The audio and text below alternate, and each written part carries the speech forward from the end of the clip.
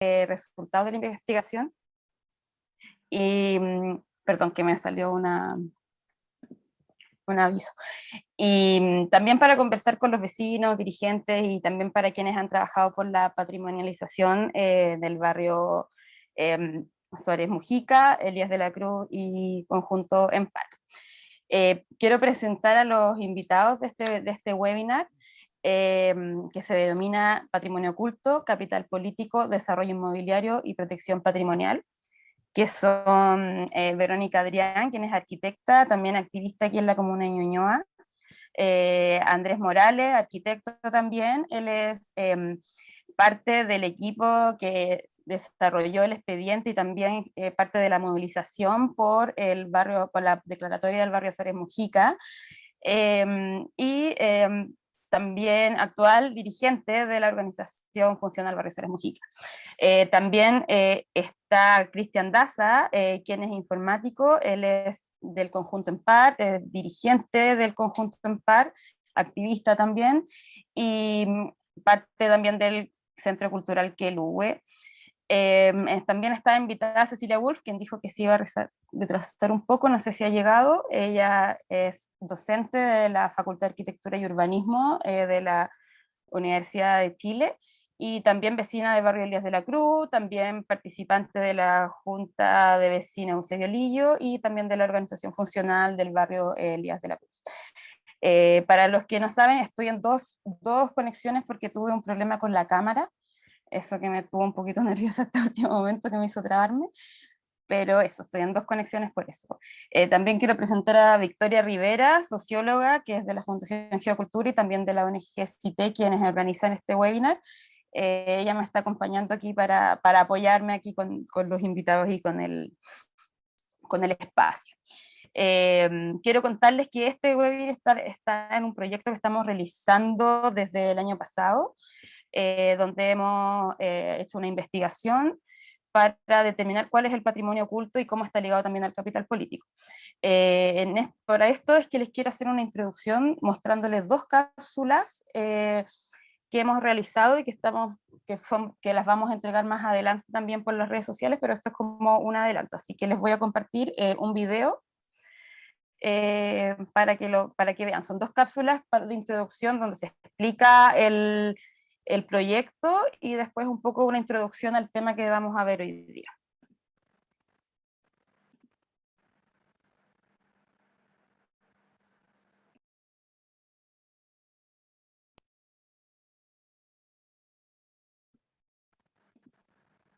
¿Ven? ¿Sí? Ya.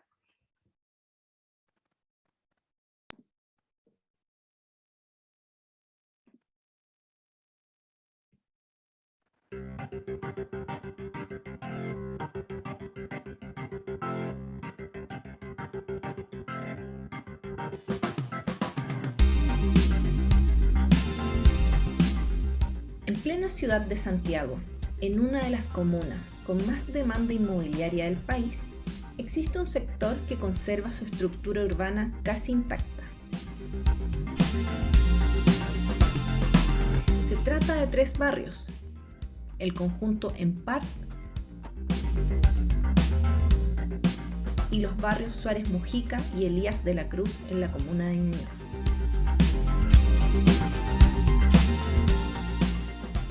Este lugar corresponde al sector urbano residencial protegido más grande de Chile, con una extensión de 111 hectáreas de protección patrimonial y que hemos denominado en la presente investigación el Clúster Patrimonial de Ñuñoa.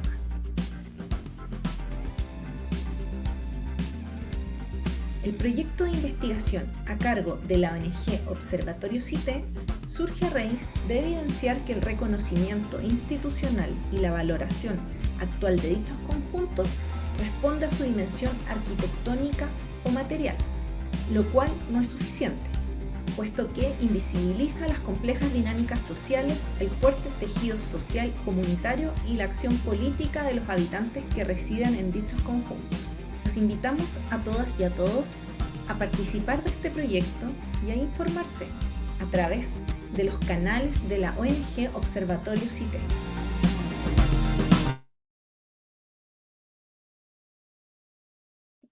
Bueno, ese era el primer video, ahora les voy a compartir el segundo, que tiene que ver más con la temática que vamos a hablar hoy día.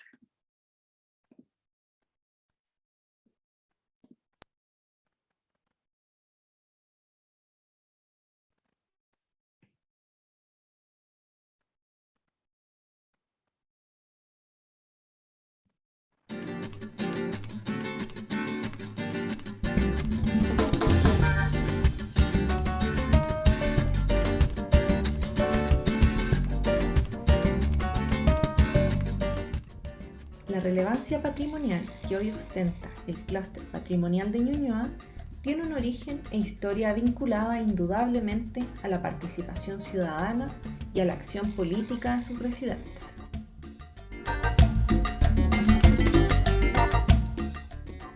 Dicha participación encauzó un proceso de reconocimiento e involucramiento institucional que culminó atajando la depredación inmobiliaria que estaba ocurriendo en Ñuñoa. La relación entre patrimonio arquitectónico e identidad colectiva es una relación bilateral, en donde ambas se refuerzan mutuamente.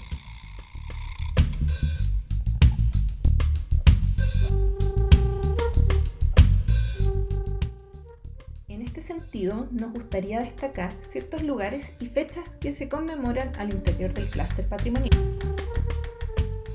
Sin duda alguna, en el imaginario de los chilenos, el Estadio Nacional está estrechamente relacionado con la dictadura de Augusto Pinochet, ya que se constituyó como el principal centro de tortura y detención a nivel nacional. Para los residentes de estos barrios, la cercanía al Estadio Nacional ha marcado profundamente su identidad.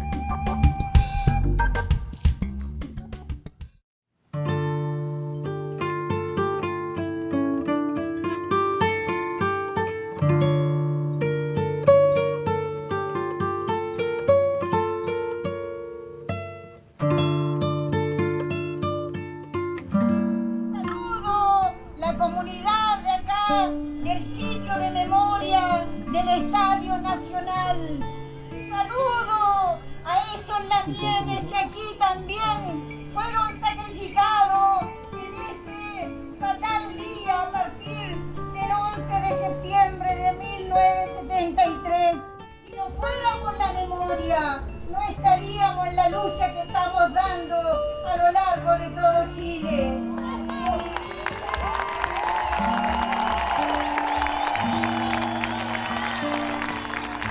La memoria nos reconstituye, la memoria nos abre el camino, la memoria es para levantar a las mujeres, a los hombres, a los niños, a los pueblos. Con la memoria podemos hacer futuro, defenderemos la memoria. Chile necesita defender la memoria.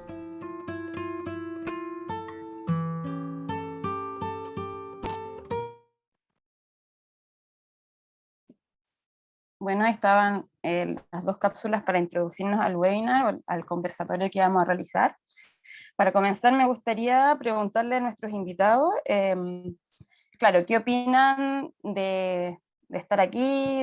¿Qué les pareció la introducción? Si quieren hacer alguna breve presentación de ustedes, de cómo están ligados al barrio o al sector o a lo que denominamos el clúster patrimonial, que por cierto no son solo los 3 barrios que estamos estudiando, así que me gustaría primero preguntarle a Verónica, darle la palabra.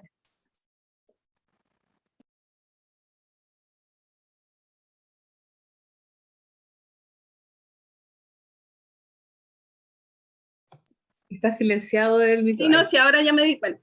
Ya. Estaba tratando de poner el audio. Bueno, hola a todos y todas las que estamos acá en este encuentro, y muchas gracias por la posibilidad de conversar y de reencontrarnos un poquito sobre los temas de Ñuñoa. Bueno, la primera como pregunta era cómo nosotros, cuál ha sido como nuestra relación con el barrio y por qué nosotros como tomamos un poco el protagonismo de defenderlo, ¿no? Un poco dentro de esa idea, ¿no? La pregunta. Es que más que una pregunta es como... Como para situarnos. Claro, como una presentación de por qué, de por qué estás aquí, claro.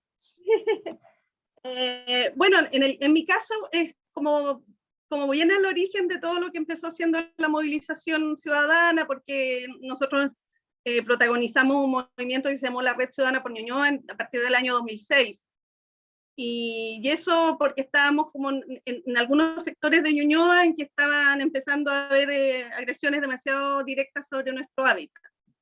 Y es bien largo de contar todo eso, así que no me quiero tomar mucho espacio, pero principalmente decir de que la Red Ciudadana por Ñuñoa fue como la bandera del tema de la defensa de los barrios, y luego de eso, bueno, y además contra un alcalde que era, digamos, que extremó su política depredadora en la comuna a partir del 2002, por ahí, y entonces nuestro antagónico era cosa seria, ¿ya? Y fue muy duro ese periodo, pero fue muy masivo, o sea, lo que fue notable es que se levantó muy rápidamente la gente, eso fue la primera sensación que tuvimos, y luego de eso empezó a armarse, digamos, como una pregunta desde los mismos barrios, porque al principio era algo como más genérico, y después como que se localizó, y ahí le pasó la palabra a los demás, ¿cómo se llama?, invitados, porque ellos son muy protagonistas de esos procesos. Sí, pues, ya, le vamos a pasar la palabra a Andrés para que también, como que nos contextualice, porque está aquí, también para los que nos están escuchando que no lo conocen, y claro, pues como también está en la defensa del patrimonio. Andrés. Gracias, Daniela. Bueno, hola también a todos, a Verónica, a Cristian, que hace tiempo que no nos veíamos, a la Dani también, hace tiempo que por la pandemia estamos todos un poco desconectados, parece, pero aquí estamos y qué bueno que estemos retomando estas actividades. Y bueno, yo llegué al tema patrimonial un poco por mi carrera, por ser arquitecto y porque el tema patrimonial me hizo estudiar arquitectura también. O sea, no estudié arquitectura para hacer cosas muy nuevas, como que no me interesaba tanto, sino que me interesaba poder estudiar lo antiguo y en base a eso ver qué hacer con eso. Y yo caí en Ñuñoa cuando me vine a estudiar a Santiago, porque yo vivía en Melipilla cuando era chico. Estuve muy vinculado a Ñuñoa porque mi familia vivía acá, una tía, otra tía también, entonces como que venía mucho a Ñuñoa, pero no soy nacido y criado en Ñuñoa, sino como que fui cayendo con el tiempo. Después cuando me vine a vivir a Santiago viví con una tía, justo donde estoy ahora, que es en Avenida Italia con Irarrázaval, que también es muy cerca del barrio donde estamos, o sea, de Suárez Mujica y de Elías de la Cruz. Y otra tía vivió un tiempo frente a Elías de la Cruz, entonces íbamos mucho a la Plaza de los Aburridos, era como con mis primas, como que era un lugar bien común cuando yo era muy chico. Después como que me desligué un poco de esa zona, y después esta tía que se fue a ir a Providencia volvió a Ñuñoa a vivir a República de Israel, entonces como que se volvió a abrir el barrio para mí, después de un tiempo de estar medio desconectado de él. Entonces siempre fue como un ir y venir, y bueno, también como decía Lavero y todo el tema inmobiliario, como fue creciendo exponencialmente justo cuando yo llegué a Santiago, que fue el 2007, me tocó ver también cómo mi barrio de acá de Avenida Italia con Irarrázaval desapareció casi por completo y se transformó en unas torres bien terribles. Y vi que en Suárez Mujica teníamos como una oportunidad de salvar algo, finalmente, porque el resto eran como casas aisladas que iban quedando, no sé, en Doble Almeida, en Irarrázaval, eran como casos aislados, y en cambio en Suárez Mujica había una posibilidad de una zona, de un espacio que va más allá de la anécdota patrimonial puntual. Y así yo creo que surgió el interés, en el fondo era como cómo hacemos algo concreto más allá de alegar y de decir cómo esto está mal, esto no puede ser, esto hay que pararlo, pero después era como, bueno, pero ¿cuál es el cómo, en el fondo? ¿Cómo lo hacemos? Y si bien había habido procesos anteriores, como el de Empart, el de la Villa Olímpica, el de la Villa Frey, que fueron como bien, y de los suboficiales de caballería, fueron como bien ejemplificadores de lo que se podía hacer, nos lanzamos después. Ahí también un poco lo dejo ahí llegó la Ceci también. Que después lo sigamos comentando, pero en el fondo llegué así, en el fondo fue como un ir y venir constante entre temas familiares y intereses personales que me fue trayendo al barrio y como que me sigue trayendo de vuelta, o sea, paso en el barrio mucho tiempo del mes también, entonces siempre estoy dándome una vuelta por ahí. Ya, súper. Bueno, ahora si vimos que llegó Cecilia, que le damos la bienvenida, ya la habíamos presentado, así que ya le vamos a hacer la pregunta ahí después de Cristian. Así que ahora, Cristian, pues cuéntanos aquí tu relación con el patrimonio, con Ñuñoa, por qué estás aquí tan activo en este tipo de eventos, de actividades. Buenas tardes. Bueno, yo siempre digo, yo soy ñuñoíno por opción. Yo escogí vivir acá, me crié en Quilicura, bastante lejos, otra comuna que tiene ahí un patrimonio oculto bien importante. Y claro, cuando con mi mujer decidimos irnos a vivir juntos, siempre pasábamos por fuera de estos edificios del conjunto Ampar, donde vivo, y decíamos, ¡ay, qué lindo los edificios, qué lindo sería vivir acá! De hecho, desde antes incluso de estar buscando un lugar donde vivir. Así que la primera opción cuando buscamos en Ñuñoa fue acá, en estos edificios. Vimos varios departamentos antes hasta que encontramos este donde estamos ya 15 años viviendo. Y acá, bueno, arquitectónicamente estos conjuntos te permiten compartir con tus vecinos, conocerte, reconocerte. Entonces, fuimos conociéndonos con algunas, teníamos inquietudes similares con respecto a esta invasión inmobiliaria que se estaba encaminando hacia esta zona de Ñuñoa, principalmente con la modificación del plan regulador de Ñuñoa del año 2007, que liberaba la altura acá alrededor nuestro. Fue que un conjunto de 15 vecinos creamos el Centro Cultural y Adelanto Queluhue, que funciona hasta el día de hoy, lo creamos el año 2010.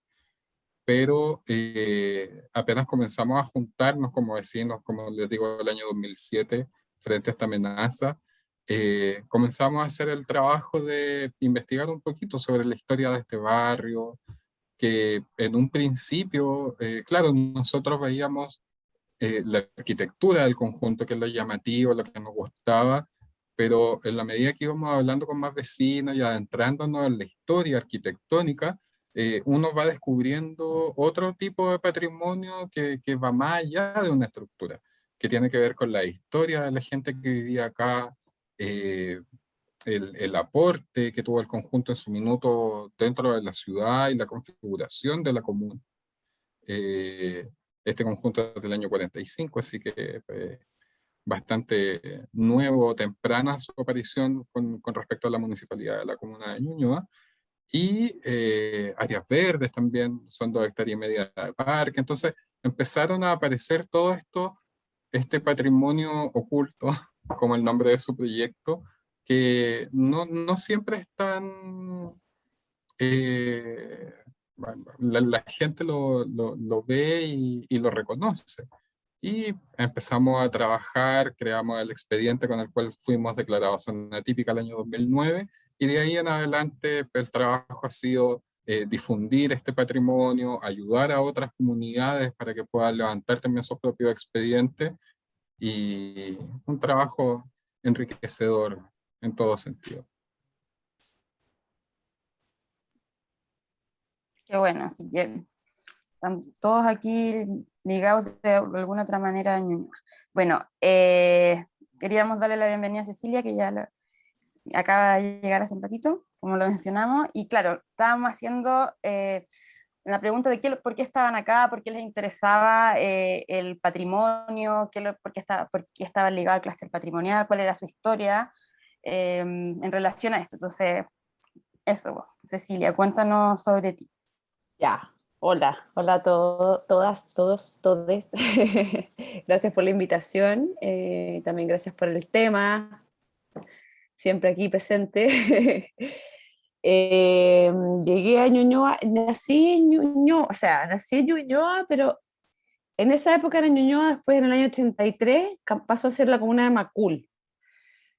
Mis padres vivían en la Villa Macul y esa época al principio era Ñuñoa, y después cuando se dividió pasó a ser Macul.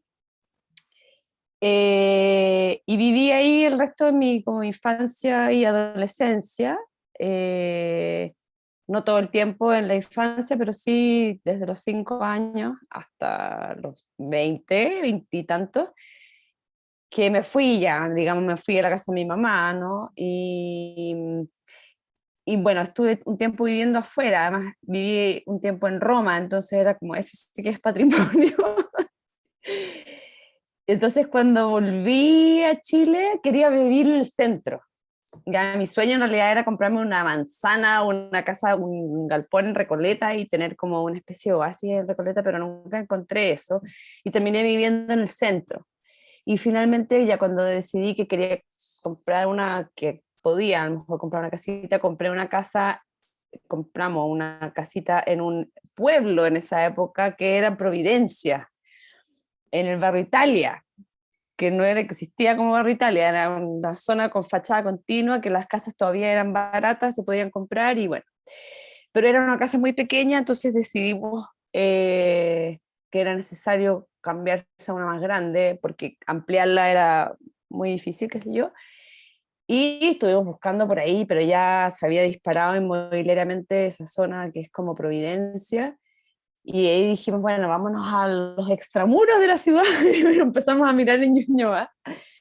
Y ahí, claro, a mí me sonaba todavía que yo había vivido en el centro y después ahí en Providencia, esto de Ñuñoa para mí era como volver casi a Macul, ¿no? Como...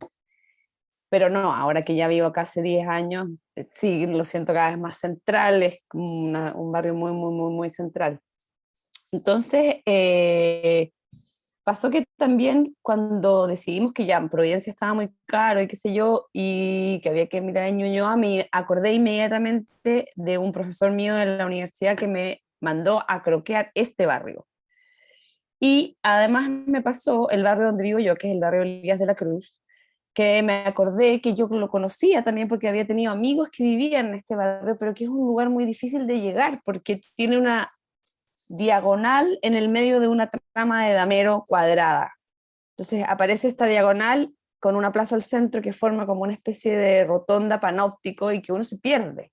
O sea, nunca sabes cuál exactamente era la casa que fuiste porque son como que puede ser cualquiera, ¿no? Y entonces tenía esta configuración extrañísima que yo la había conocido gracias a este profesor mío en la universidad,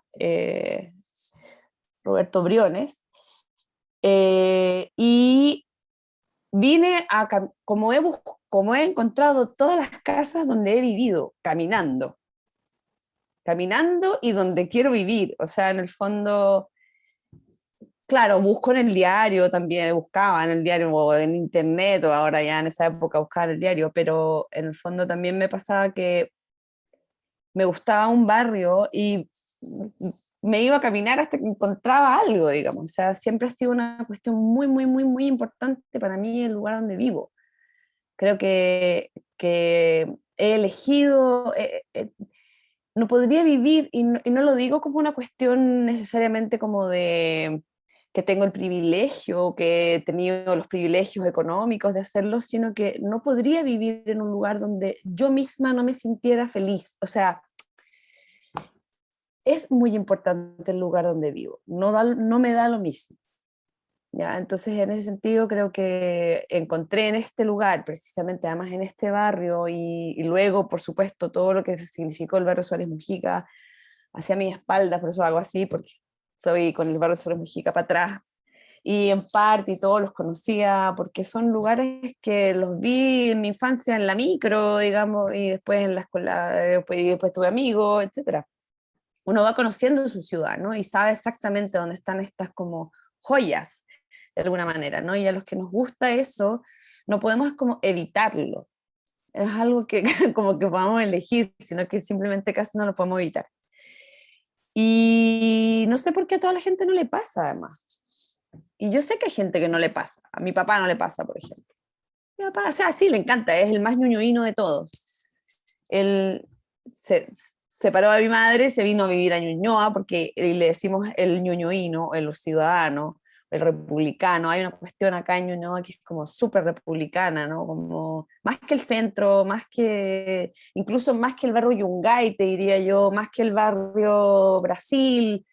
Ñuñoa es como realmente un lugar muy, en el sentido medio democrático, porque era un poco campo y también era un poco centro y también era un poco industria y también había muchos inmigrantes y también habían inmigrantes de distintos lugares, entonces ha sido siempre y que conserva además una cuestión que a mí me parece muy importante, algo de la huella rural de Santiago, ya porque tiene una cantidad de verde distinta a otras partes de la ciudad y tiene una conformación urbana que todavía es reflejo de ese pasado rural que se impregna y que viene de cuando Ñuñoa partía en el Mapocho y terminaba en el Maipo. O sea, era todo Ñuñoa, era todo en la zona oriente, desde Vicuña Maquena hasta Argentina, digamos. Entonces, eso me gusta, que lo conserva aún. Sé que a lo mejor a costa de que no puede ser tantos metros cuadrados por persona, etcétera, pero en ese sentido, bueno, ahí está ese patrimonio también, ¿no? Eso, como en lo personal. Ya, gracias Cecilia.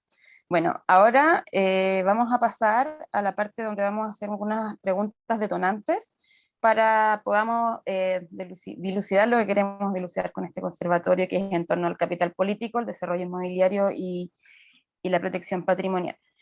Para eso les voy a compartir un PowerPoint que tiene como estas preguntas detonantes.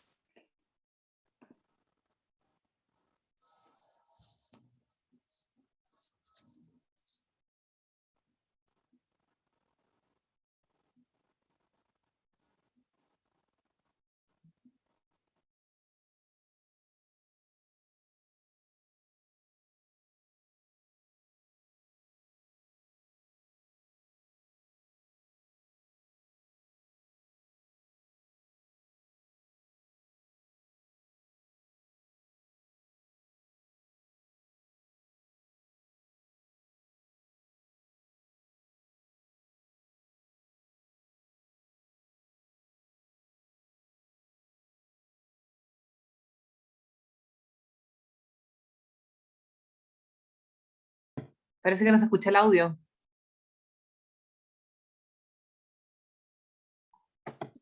¿Ahí sí? Ahora sí se escucha. Ya, perdón, sí, estaba muteada. Bueno,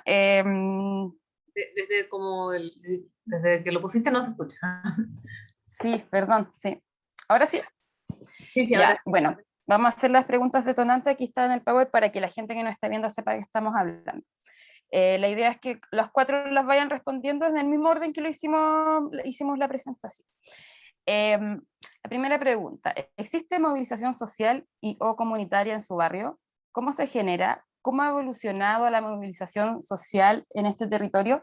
Creo que es importante no solo de repente hablar del barrio, también de la comuna, porque nos hemos dado cuenta de que está súper ligado, así que también ténganlo en cuenta. Así que eso, Verónica. Sí, mira, como lo dije al principio, yo creo, bueno, a ver, esto de la movilización social respecto al tema de la defensa de los barrios tiene que ver es como una dinámica de autodefensa, o sea, surge como una necesidad de salvaguardar de alguna manera el hábitat donde hemos vivido, y bueno, y el instrumento, por ejemplo, de zona típica o de zonas de conservación es justamente lo que nosotros tuvimos, digamos, como posibilidad como para recurrir y congelar de alguna manera esos lugares. Pero, a ver, lo digo esto porque surge, digamos, esta necesidad de reaccionar desde las comunidades por la violencia y la rapidez con que se generó este proceso, ¿ya? Entonces, y ahí surge otra pregunta que probablemente la van a hacer, es si acaso el tema de haber protegido zonas y haberlas delimitado es una solución suficiente como para mantener nuestros barrios. Eso yo creo que lo vamos a tener que abordar, porque yo creo que lo que se hizo es encontrar alguna vía para detener esta vorágine, ¿ya? Y efectivamente eso hizo que convergiera las diversas comunidades. Fue un tema que se ha mantenido durante más de una década en Ñuñoa, en torno o sea, uno dice, o sea, ¿qué es lo que define Ñuñoa? Es la organización en torno a la defensa de los barrios. Es muy curioso eso, o sea, eso es proporcionalmente relacionado a la agresión que hemos sufrido. O sea, yo considero que Ñuñoa y otras comunas también, pero Ñuñoa es una de las comunas que está más, digamos, que ha sufrido un trauma en términos de sus tejidos sociales y de su construcción arquitectónica y urbana, ¿ya? Eso principalmente, por eso yo creo que se produjo y se generó este tipo de movilización. Y cómo ha evolucionado, también lo dije al principio fue más genérico y después hubo como una especie de mirarse hacia adentro en cada barrio y ver la manera de cómo organizarlo. Entonces eso generó las 5 o 6 zonas de conservación histórica que existen y de zonas típicas en la comuna. Eso. Ya, pues muchas gracias, Verónica. Ahora, Andrés, me gustaría saber qué opinas de esta pregunta, de lo que dijo Verónica, si lo quieres complementar, si estás de acuerdo o no. Queremos saber tu opinión. A mí me pasa con el tema de la movilización social en Ñuñoa en general, que creo que es una movilización bien antigua, en el fondo que va abordando distintos temas, y que no necesariamente todas las personas que participan de todos los temas por los cuales Ñuñoa se moviliza. Entonces, como es bien diverso en ese sentido, los motivos de la gente a movilizarse, ya sea por un tema cultural, por un tema patrimonial, o por un tema quizás político relacionado con la memoria. En el fondo hay distintas formas de que los ñuñoínos o gente que viene a Ñuñoa a participar, que también ocurre mucho, que vienen de otras comunas en el fondo, porque en sus comunas no se da mucho, o sea, no sé, cosa de Providencia donde no pasa como casi nada, entonces mucha gente de Providencia a veces viene a Ñuñoa porque allá no ocurre. Pero yo creo que sí es importante destacar que hay distintas motivaciones para participar, incluyendo la mía en el fondo, como que muchas veces yo sí tengo motivaciones patrimoniales que a veces no calzan mucho con algunas motivaciones quizás más de tipo político, y entonces como que a veces sí, o a veces se toman en algunos puntos y en otros puntos no, entonces me ha pasado que con el tema patrimonial tiendo a encontrar gente que piensa muy parecido a mí, prácticamente, no diría que igual, pero muy parecido, o con las que se puede discutir y se pueden como elaborar propuestas o proyectos, y a veces me pasa que en el tema político no logro enganchar tanto, entonces me quedo como fuera, porque no pensamos tan parecido y a veces como que bastante distinto. Entonces, claro, yo diría que la movilización social es importante como verla también en esta diversidad, porque no es como una movilización, sino que son muchas movilizaciones, a mi parecer. Yo creo que también en algún momento íbamos como evolucionando, y yo creo que de alguna forma la pandemia también nos como bajó como la intensidad en la que veníamos con el tiempo. Porque, bueno, es lógico, no podíamos salir y no nos podíamos ver, y después estamos todos chatos de ver los Zoom porque eran excesivos y todo el día, entonces al final era como que era difícil mantener la comunicación más fluida cuando no nos podíamos juntar, que parte yo creo que también de lo entretenido de la movilización era juntarse en vivo, ir a las sedes, ir a las casas de los amigos, conocerlas, como que me acuerdo que hablaba con una amiga que me decía que parte favorita de movilizarse era conocer las casas de la gente y saber cómo vivían y qué muebles tenían, cómo eran las casas por dentro. En el fondo, una cosa que puede sonar un poco frívola, pero que tiene que ver con como esta curiosidad de ver otros interiores que no son los tuyos finalmente. Que a mí también me genera mucha curiosidad, entonces me encanta que me inviten a las casas y ver cómo son, y ver los muebles de la abuela o la estructura de las casas, ver como que yo creo que también el patrimonio está dentro de las casas y no solo en las fachadas, que es un poco el problema que tiene la ley de monumentos. Pero en ese sentido yo diría que sí evolucionó, pero también haría una salvedad, y que quizás eso es algo con lo que no estaba tan de acuerdo con el video inicial, que me parece que la movilización de Ñuñoa, si bien yo creo que es de las más grandes en Chile, o por último a nivel comunal, igual si uno lo extrapola como a toda la población de Ñuñoa, sigue siendo baja. O sea, como no es una participación así, guau, que en todos los barrios hay una movilización increíble, de grande y todo. Yo creo que se mueve mucho, hay mucha gente que participa, pero al mismo tiempo es una participación baja. Entonces, y eso nos pasó también, o sea, el ejemplo más como concreto de esto es que cuando tuvimos que hacer la consulta a los propietarios, se manifestó como el 30% del total del barrio. Y dentro de ese 30% tuvo, no sé, hubo como un 55 o 57% a favor y el resto en contra, y que fue como toda esta polémica un poco ficticia que se armó, pero si uno lo ve, la mayor parte de la gente del barrio ni siquiera opinó, no dijo nada sobre el tema. Entonces, y no poca, o sea, el 70% no dijo nada. Entonces, ahí también dice como, chuta, las movilizaciones efectivamente ocurren. Eso es bacán porque es como estimulante, pero sigue siendo difícil y es un problema a nivel del país. O sea, la participación a nivel país es baja y se ve en las elecciones que vota poca gente, y la poca validación de las instituciones y de los políticos y de todo, yo creo por baja participación también.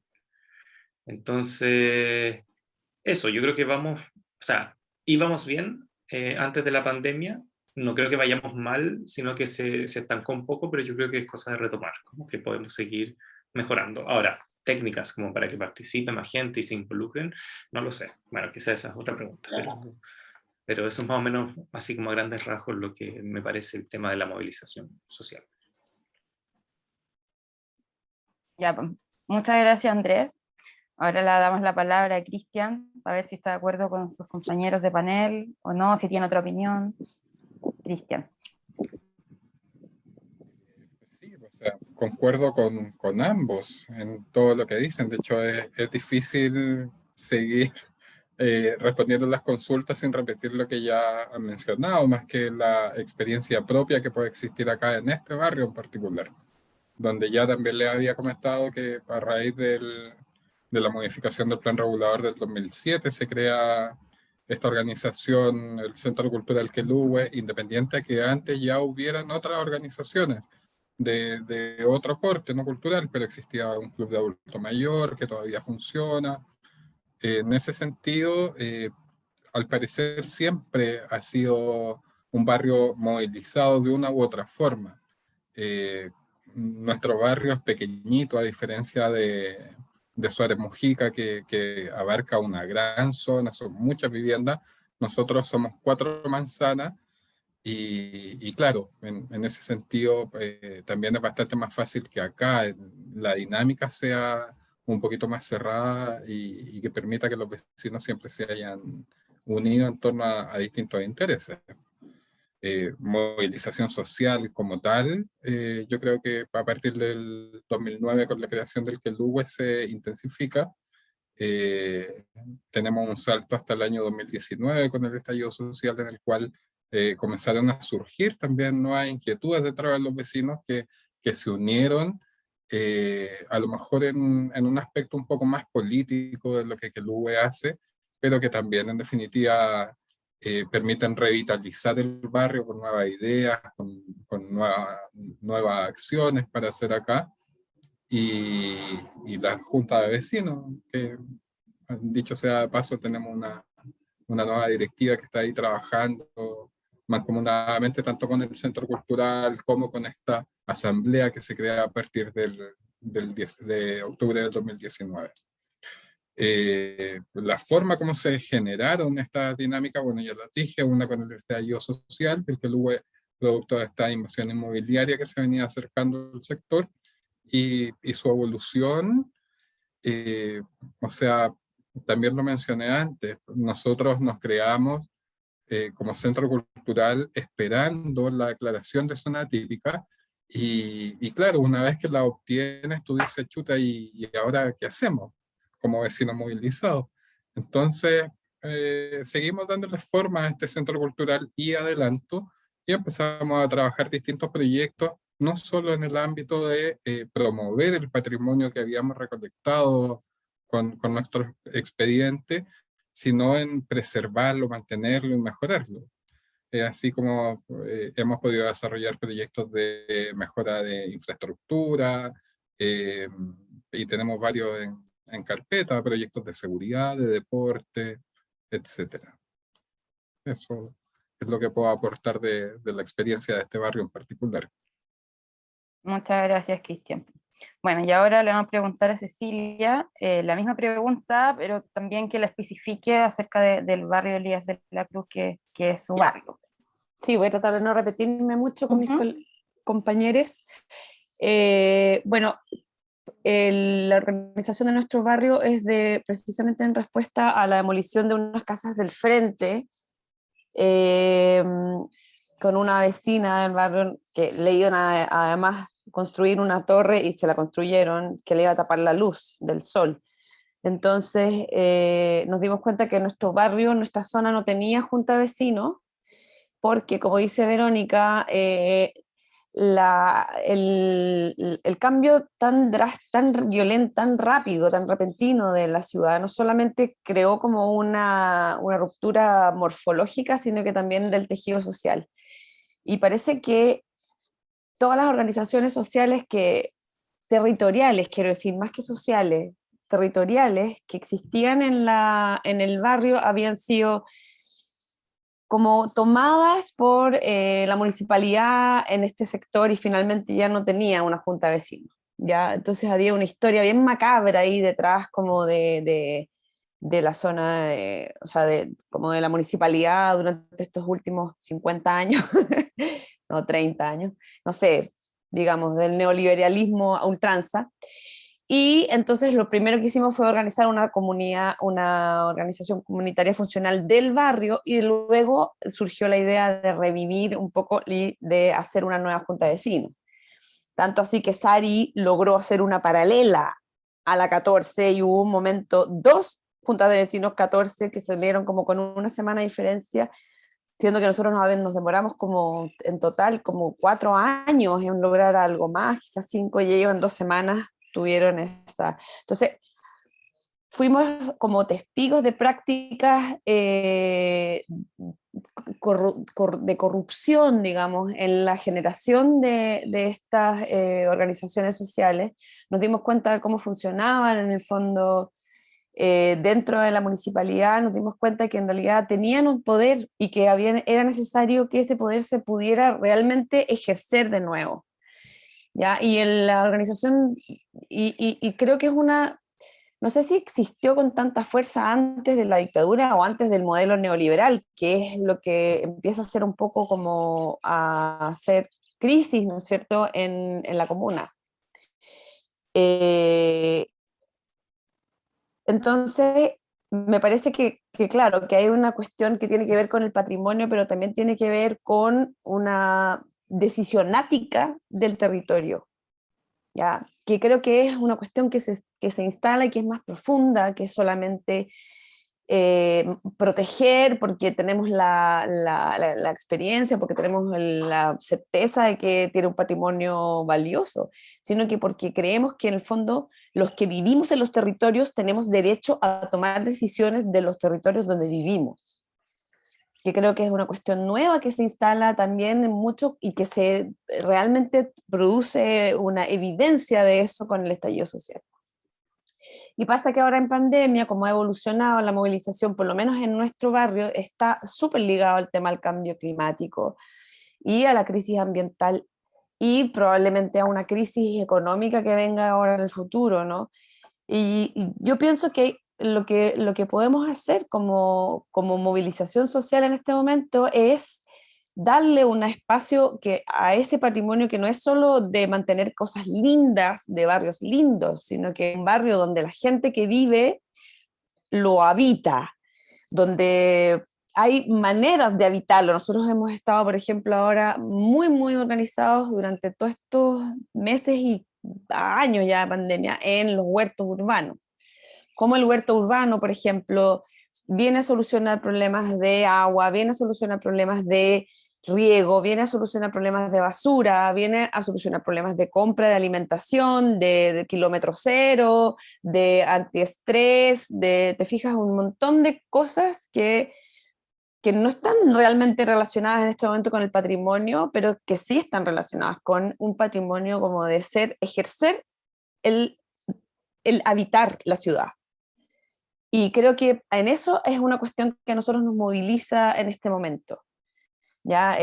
Porque estamos protegidos en ese sentido. Hemos hecho también cuestiones como para optar, por ejemplo, cuando surgió el subsidio para patrimonio, nos organizamos, armamos una carpeta, logramos armar un archivo con todas las casas, tenemos los planos de aguas andinas, o sea que en el fondo también aprovechamos de ciertas instancias de armar como una pequeña base de datos también histórica que tiene esta comuna, ¿no? O sea, y este sector. Entonces, como dice Andrés, tiene para muchos lados. Algunos de ellos a mí no me convocan en nada, pero otros sí me convocan, pero creo que hay algo en el espíritu de esta movilización que la hace estar permanentemente viva. Y creo que tiene que ver con eso de sentirse con el derecho a como tomar decisiones del lugar donde vives.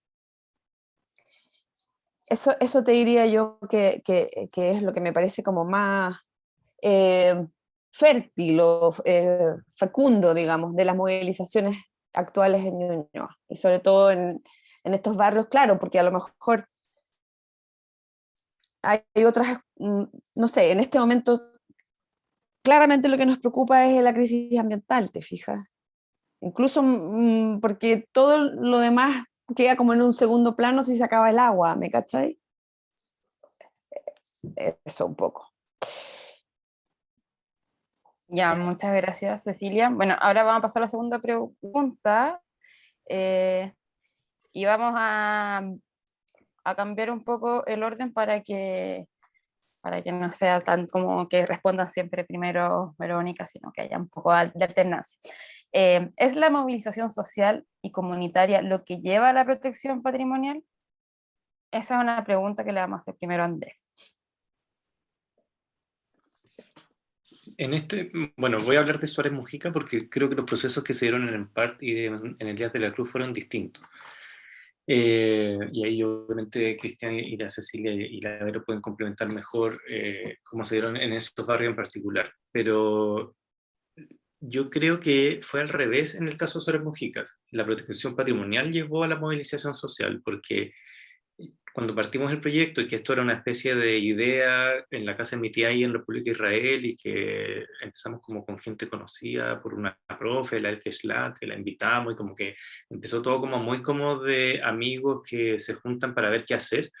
La protección patrimonial finalmente era una especie de paraguas que metía dentro de todo el tema de la movilización social, siempre entendiendo que esta movilización social era, en términos patrimoniales, era una movilización que tenía un objetivo, el cual era proteger el barrio de alguna forma de esta amenaza inmobiliaria que llegaba, pero también porque el barrio en sí tenía valor, no era como solamente protegerse de algo que venía de afuera, sino como poner en valor eso que está dentro, que estaba un poco dormido también. Tenía que ver con la historia misma del barrio, que no estaba documentada, o sea, en muy poco rato de revisión bibliográfica nos dimos cuenta de que casi no había nada escrito sobre el barrio. Entonces era como chuta, aquí hay como un vacío académico súper grande de no saber la historia de este barrio, a pesar de que la gente que vive en el barrio sí la conocía, no estaba escrita, y yo creo que es súper importante escribir las cosas para que se transformen en cosas, porque si no sigue siendo un recuerdo que se puede perder constantemente, tiene que haber algún registro para que ese recuerdo no desaparezca. Entonces, este afán de registrar, de armar como un archivo más grande, como lo mismo que decía la Ceci sobre buscar en los archivos municipales, en Aguas Andinas, cosas que tienen valor, pero que están un poco olvidadas, fue entusiasmando a la gente, y así la movilización fue creciendo.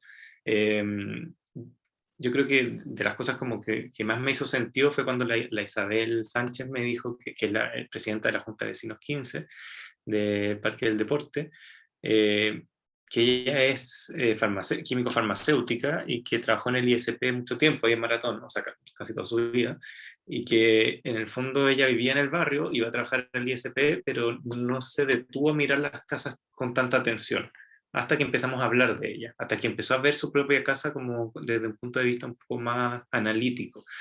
Y ahí en un momento me dijo como, que gracias al trabajo que estábamos realizando, ella como que se le abrió un mundo del que nunca pensó que iba a ser parte. Y yo creo que eso que le pasó a la Isabel le pasó también a muchos otros vecinos, que se les abrió este mundo, que quizás era muy académico, estaba metido como en las universidades, o en los seminarios, o en la arquitectura moderna, y quizás se hablaba fuera de Chile de lo interesante que era la arquitectura moderna de los años 40 en Chile, pero no se estaba hablando en el lugar donde estaba esa arquitectura emplazada.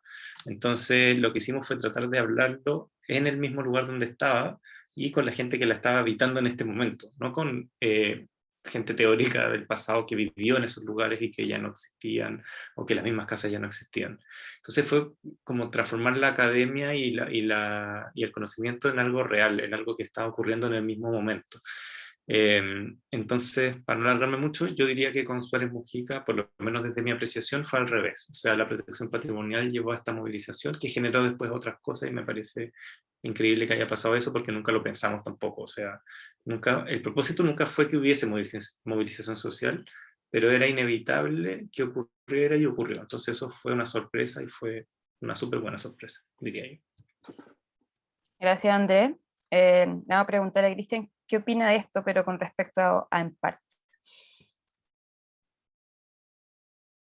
Mira, yo difiero un poquito en el orden que expone Andrés, porque si bien es cierto que, pues, claro, la protección del patrimonio es lo que hace que se cree esta movilización, que también es lo que pasó en EMPART. Sin esta movilización de nosotros, los vecinos, los ciudadanos, la protección patrimonial no se habría llevado a cabo nunca. Pues no habría nacido desde el Ejecutivo, no habría nacido desde el municipio. Fuimos nosotros como ciudadanos los que empujamos la protección de nuestro barrio. Y creo que la experiencia en toda la comuna ha sido la misma. Somos nosotros los que hemos ido tomando conciencia de que el patrimonio forma parte de la identidad de cada uno de nosotros y la identidad del barrio que habitamos. Y que es un recurso que no se renueva, que no es renovable, y que el cuidado y la protección de esos recursos son importantes para un buen vivir, que también es un tema que sale mucho siempre en Ñuñoa. Y en ese camino, nosotros como organizaciones sociales, como vecinos movilizados, hemos obligado al Estado a establecer nuevas estrategias que las que se venían dando desde hace 10, 20, 30 años, desde siempre en realidad, donde eran los expertos los que tenían el derecho a la opinión con respecto a este tipo de protecciones, y se han ido cambiando las formas como se toman las decisiones en esta materia. Entonces, si me preguntas si es la movilización comunitaria lo que ha llevado a la protección patrimonial, yo diría que sí, siempre. Por lo menos así ha ocurrido en este barrio, y ha sido la experiencia que he visto en la comuna con las otras organizaciones que hemos participado y ayudado. Pues, dicho sea de paso, hablaban antes con respecto a la cantidad de movilización que existe en la comuna de Ñuñoa, movilización social, y si bien sí es harta en comparación a otras comunas, como decía Andrés, sigue siendo baja, pero también siempre somos los mismos los que nos vemos la cara frecuentemente en uno y otro sector también. Eso por mi parte. Ya, muchas gracias, Cristian. Ahora le vamos a dar la palabra a Cecilia para ver si la movilización social y comunitaria es lo que llevó a la protección patrimonial del barrio de Elías de la Cruz o en general. Cecilia. Y un segundo, estoy conectando los audífonos. Ah, ya. Esperamos. O le pasamos a Verónica nomás, ¿no? Me está quedando oscura además, ya. Ah, ya, ahora sí. Misma pregunta, ¿qué tipo de movilización responde solamente el desarrollo? ¿Este tipo de movilización responde solamente el desarrollo? No, pues yo creo que no. O sea, creo que en cada barrio se ha dado de maneras distintas. Por cierto que a lo mejor Suárez Mujica parte como una cuestión un poco más específica, ¿no? Creo que ahí realmente personas como Andrés, con una sensibilidad pocas veces, era súper, no quiero sonar patera, pero Cecilia, disculpa, como una... no sé, me salté una pregunta, estábamos en la 2, pero está bien, estás respondiendo la 3, ¿verdad? Sí, la 3. Ya, está bien, dale así, ahorramos tiempo. Bueno, la sensibilidad de alguien, digamos, que convence al resto, que empieza, le abre los ojos, claro, también puede generar una movilización, pero hay otras movilizaciones que, por ejemplo, en parte, a lo mejor a alguien no le podría parecer patrimonio hace un tiempo atrás eso, porque no era, el patrimonio era antes solo los palacios y los monumentos, ¿no? Como que no existía esa migración desde el concepto de monumento al de patrimonio. Entonces, sí creo que hay barrios donde la movilización social primero es una respuesta solamente a la cuestión inmobiliaria y otras, como nos ocurrió un poco a nosotros. O sea, de hecho, nosotros ya éramos ZCH, o sea, Zona de Conservación Histórica, cuando surgió la organización Elías de la Cruz. O sea, este barrio fue protegido por Sabat antes de que hubiese una organización social. O sea, él, a lo mejor no sé por qué, pero había, esta es la ZCH 1, y creo que todavía es la 1, como hay como 2 o 3, son muy pocas son casi todas ZT, y en ese sentido las ZT han sido una herramienta que se ha usado para proteger contra el asedio inmobiliario en general. Ahora, eso también ha permeado y ha permitido también que la movilización social, o sea, afecte a otras áreas también de lo que es patrimonio y de lo que es... Patrimonio es una palabra que viene del patrimonio, bueno, de pater, ¿no? Es una palabra bastante patriarcal en ese sentido, y que se asocia a los bienes como de herencia, ¿no? La herencia, el patrimonio es... ¿Cuál es mi patrimonio? Y en ese sentido, la tierra, la tenencia de la tierra misma, es una cuestión que es muy gravitante en toda la economía mundial. El 70% de las riquezas existen en el mundo. Por ejemplo, yo tengo algunos datos, etcétera, en términos de la tierra, porque es algo que no se devalúa, como el Bitcoin, por ejemplo, ¿no? Entre tener mucha plata, entre Bitcoin y tener plata con bienes inmuebles, ¿se entiende? Genera un tipo como de poder que es poco ejercido por la población en Chile, salvo que también lo entiendas así como tu patrimonio, ¿no? Pero también entramos como en una discusión de a qué le estamos llamando patrimonio en el 2022. Ha cambiado, en el 2000 era distinto, ¿para qué decir en 1997, que creo que es esta ZCH? ¿Te fijas? Entonces, creo que hay que mirar los procesos en los lugares y en los contextos históricos. Y claro, tienen patrones similares, se forman patrones. Nos organizamos en torno al patrimonio, nos organizamos en torno a, por ejemplo, la delincuencia. Te puedo asegurar que hay 10 veces más organizaciones en torno a la delincuencia que en torno al patrimonio en Chile, o más de 10 en realidad, debe ser 1000 veces más. Eso, entonces creo que hay algo inmobiliario más bien que tiene que ver como con lo inmobiliario, tiene la misma raíz que lo patrimonial, en el sentido de el bien raíz, donde radica en el fondo la tenencia, la propiedad de la tierra, ¿no? Eso. Ya, gracias Cecilia. Me voy a pasar la palabra a Verónica para ver si nos complementa un poco el tema en la pregunta 2, si era la movilización social lo que llevaba a la protección patrimonial y si este tipo de movilización solamente viene en respuesta al desarrollo inmobiliario.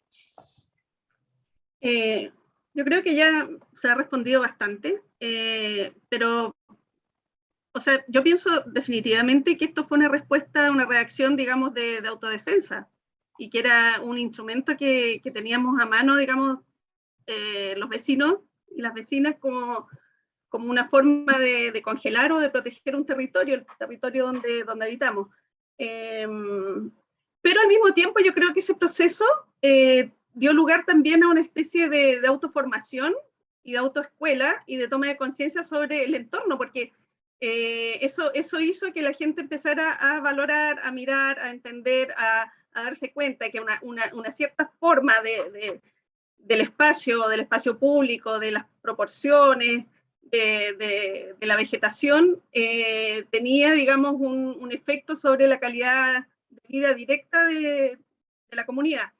Entonces yo creo que eso fue un despertar, o sea, más allá, si uno lo compara, digamos, a un proceso más largo como fue la dictadura de Pinochet, nos unimos todos en torno a un puro enemigo.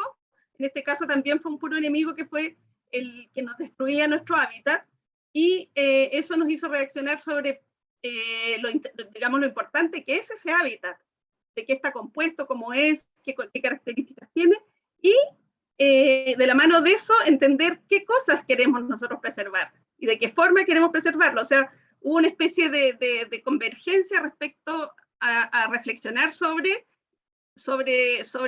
este patrimonio, este entorno, esta calidad de vida, y de alguna manera denominarlo, tipificarlo, entenderlo, y yo creo que ese crecimiento sí lo tuvimos como comunidad. Ahora, también Andrés dice que digamos, la reacción de la comunidad no es muy masiva, y eso nosotros también lo vimos. Cuando nosotros generamos el primer despertar de movilización ciudadana con la Red Ciudadana, la gente podía verse interpelada, pero a la hora de hacer acciones no se movía, ¿ya?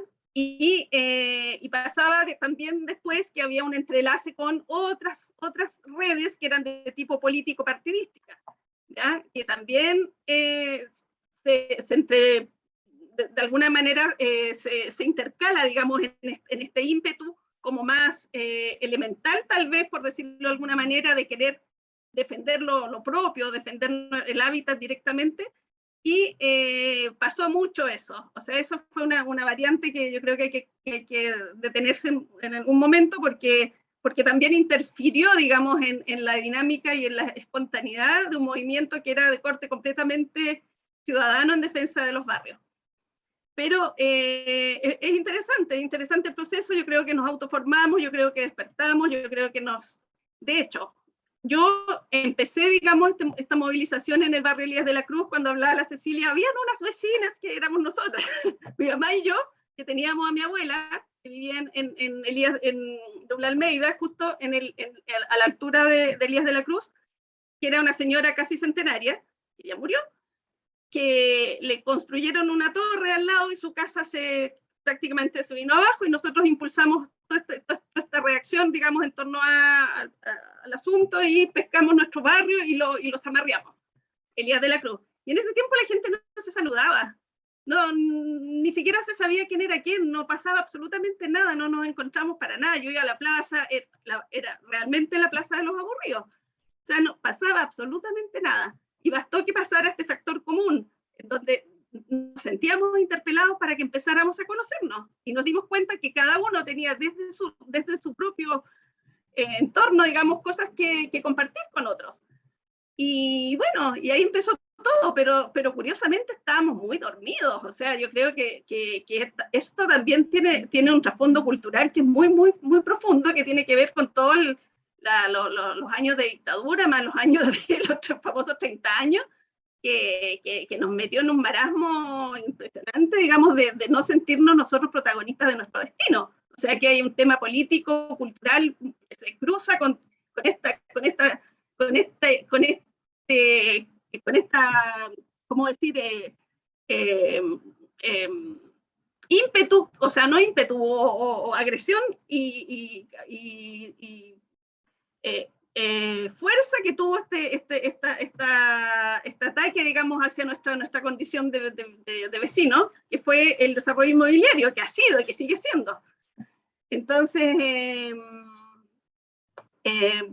eso podría decir yo, y yo retengo eso.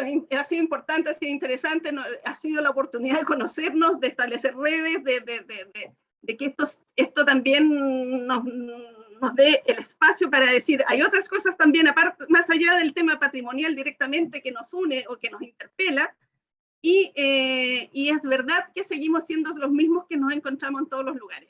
Eso sigue siendo así, y durante los 12 años que yo he estado acá dando vuelta con el tema, es eso.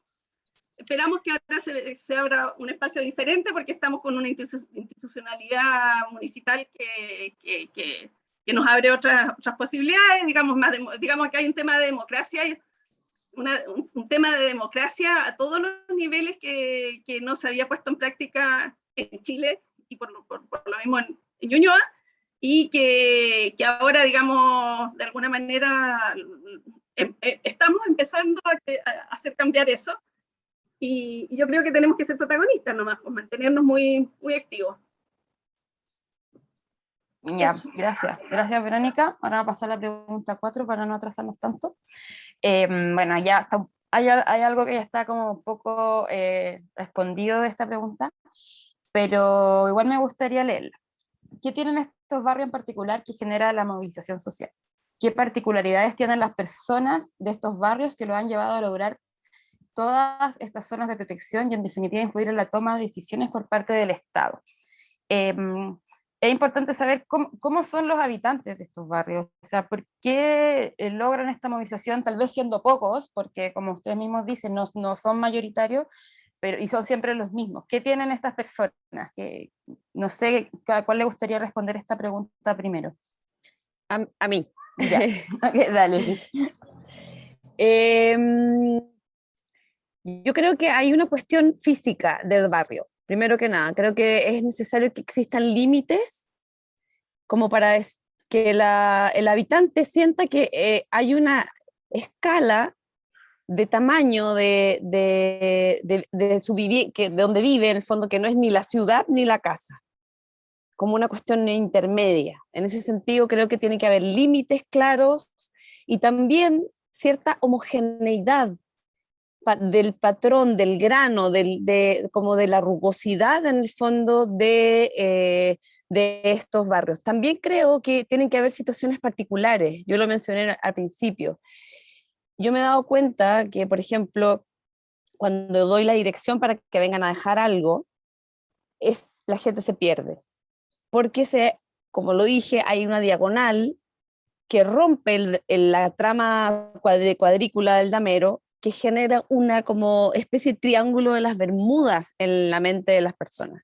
Entonces se pierde la gente y a veces tratan de llegar y nunca pueden, y una vez vine cuando chico y vivió acá hace 30 años y nunca había pasado, etc. Entonces creo que tienen que haber esas particularidades que hagan también como un centro común. Yo creo que no es fortuito, por ejemplo, lo que contaba Verónica, de que en la ZCH1, que surgió que Verónica vivía aquí antiguamente, hace 10 años atrás, o menos, pero en esa época, incluso más, Vero, yo creo que son ya 15, que tiene una plaza al centro, y todas las plazas, a diferencia de casi todas las plazas de Santiago, que son una manzana menos, aquí la plaza es concéntrica.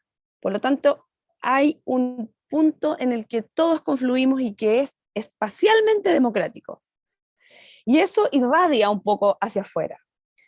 Después, evidentemente, en parte, es un conjunto, una tipología completamente distinta, ¿no es cierto?, al resto de los edificios que están a los lados, que son casas, etcétera, a pesar de que está cortado por la avenida Grecia, que es como una autopista, casi como una norte-sur ahí, súper violenta, ¿no es cierto?, que lo divide en dos, igual sigue manteniéndose como una unidad. Y entonces creo que esas situaciones urbanas atraen a personas que nos interesa el tema. Todos los que estamos aquí, por lo menos las 4 personas que yo las conozco hace muchos años y me las encuentro porque están interesadas en el tema, llegan a estos lugares porque estos lugares las llaman a estas personas. Nos llaman, y en ese sentido lo damos todo por protegerlo, porque sabemos, no sé, lo intuimos, nos importa de alguna manera. Creo que esa responde todas así, una a una, las preguntas que están en esta última pregunta. Gracias. Gracias, Cecilia. ¿Alguno de los otros? Cristian, de la mano arriba, dale. Sí. No puedo estar más de acuerdo con lo que dice Ceci. O sea, obviamente estos barrios tienen que tener esta particularidad de que la gente también lo identifique como barrio. Pero además, otra cosa que yo creo que los caracteriza, los que somos zona típica acá en Ñuñoa, es que todos tienen una planificación urbana que no concibe la vivienda solo como un espacio habitacional, sino que tiene un enfoque de permitir las interrelaciones vecinales, donde existen áreas comunes, en la plaza que dice Ceci que tiene el barrio Elías de la Cruz. Nosotros acá en Empart son 45 edificios, los edificios tienen desde 6 hasta 12 departamentos por edificio, entonces también tú te topas en la caja de escala, son 4 manzanas, todo el centro de la manzana es parque, que permite este reencuentro constante con los vecinos. Yo todavía salgo a fumar al balcón y me saludo con el edificio de atrás que vive una amiga y nos saludamos porque nos pillamos siempre fumando en estos balcones. Además, como los espacios privados de estos departamentos donde yo vivo, dan hacia un área privada, entre comillas, porque dan hacia la calle, por ejemplo, hacia la avenida. Pero sin embargo el balcón, que es la logia o la cocina o el living comedor, da hacia el patio interior. Entonces yo también, que tengo un edificio relativamente cerca, veo la logia, la cocina, el comedor de mi vecino atrás. ¿Ya? Creo que eso es algo súper importante de estos espacios. Lo mismo pasa en Villa Olímpica, por ejemplo, pasa en Villa Frey, que tienen grandes áreas verdes. La arquitectura en definitiva está pensada para generar este tipo de relaciones. Y claro, a ello se suma que son barrios consolidados en el tiempo también, pues de muchas décadas. Entonces la gente que lo habita tiene un sentido de pertenencia con este lugar, porque reconoce a sus habitantes y se reconoce a sí mismo en este espacio. Y eso le genera un arraigo, una memoria, que también lo hace querer este barrio y obviamente impulsar este tipo de iniciativas de protección. Y uno que viene llegado se enamora también de este tipo de dinámica. Eso puedo aportar. Muchas gracias. No sé si Andrés o Verónica quieren aportar algo, si no pasamos a la siguiente. Sí, me Tú, gustaría decir dale. una cosita que en Dale. verdad es complementario, porque también estoy 100% de acuerdo con Cristian y con la Ceci, que yo creo que a diferencia de otros barrios que quizás no han logrado concretar la protección patrimonial, y en estos barrios sí se logró, es que yo creo que no es menor que no sé si estará 100% relacionado, pero que los niveles de escolaridad son altos acá, en términos universitarios y en términos de perfeccionamiento, etcétera, y eso genera que cuando uno se enfrenta a la burocracia estatal, que es súper compleja y es súper difícil de llevar, entre todos logramos como surfearla un poco, como de meternos dentro y movernos dentro. Que yo siento que la gran barrera que tienen barrios donde no existen abogados que sepan del tema, no sé, de leyes, o arquitectos que sepamos de leyes urbanas, o no sé, que forma que sean abogados y arquitectos, pero en el fondo como en el fondo distintos profesionales que trabajan con la ciudad finalmente, es súper difícil meterse y es súper fácil que la institucionalidad como que te aplaste un poco con las leyes, con los decretos, con las normas, con un montón de cosas que parece que no se puede solucionar. Y yo creo que lo que logramos hacer en Ñuñoa en general es, con la legislación vigente que tenemos, que es súper precaria, ocuparla de la mejor forma posible. Pero eso no es aleatorio, sino que es una decisión planificada, que se planifica en conjunto y se ejecuta. Y eso yo creo que, no sé, yo veo casos en San Joaquín, por ejemplo, que vecinos quieren defender su barrio, pero cuando les toca enfrentarse con la institucionalidad, empieza como a trabarse todo, y no avanza, y se queda pegado, y es como que, ¿cómo podemos pasar por sobre eso? Y es porque faltan estos apoyos técnicos que son desinteresados finalmente, porque eso es otra cosa, que en el fondo nosotros, todos los que estamos acá, le dedicamos nuestros ratos libres, nuestras horas de sueño, nuestras horas de familia, en algo que nos parece que es importante, pero que también se sacrifica otra cosa, y ponemos un poco a disposición de la comunidad nuestros talentos. Pero claro, cuando una persona tiene talentos de otro tipo, que no son técnicos en el sentido de la ciudad y de la normativa que le compete. Yo creo que es bastante como una especie de barrera como súper difícil de meterse como de atravesarla. Entonces yo creo que no es menor también que el nivel socioeconómico de esta zona de Ñuñoa igual es medio alto, y eso no es malo decirlo tampoco, y eso también influye en que es más llevadera esta confrontación con la burocracia versus otros lugares, que yo creo que es mucho más difícil. Eso. Gracias, Andrés. Vamos a seguir a la siguiente pregunta. ¿Cómo ven el futuro de sus barrios en relación al desarrollo inmobiliario de la ciudad? ¿Cómo pueden conversar la protección patrimonial con el desarrollo inmobiliario? Verónica, que no había hablado en la pregunta anterior, ¿quieres responder? A ver, yo creo que... ¿Se escucha? Sí, sí, perfecto. Ya. No, yo creo que hay un antagonismo completo entre lo que se dice desarrollo inmobiliario, que no sé lo que... O sea, desarrollo inmobiliario, o sea, para empezar son dos palabras ellas mismas que encuentro yo que se confrontan. Y la protección patrimonial, o sea, son dos elementos que son totalmente antagónicos, o sea, porque desarrollo inmobiliario o mercado inmobiliario es hacer negocio con la ciudad, y nosotros cuando hablamos de protección patrimonial, lo que nosotros estamos diciendo, nosotros queremos proteger nuestro hábitat, porque nosotros lo consideramos que es valioso. Entonces se anteponen, o sea, no hay ningún diálogo ahí, porque justamente estamos en un modelo neoliberal. Si eso empezara a cambiar, podríamos empezar a tener otro tipo de diálogo, pero hasta el momento, digamos, ese modelo se instaló y sigue actuando, digamos, utilizando la ciudad como un elemento, como materia prima, digamos, para los negocios de unos pocos. Entonces, yo creo que todas esas cosas y esos diálogos y esas cosas que de repente hay ganas de que se produzcan, de que hay empresarios que pueden esto, que pueden no, porque esto es una cosa que se montó de una manera y no hay que ser ilusos respecto a eso, y nosotros tenemos que desmontarla, porque no es posible vivir en ciudades que están armadas con una mirada mercantil.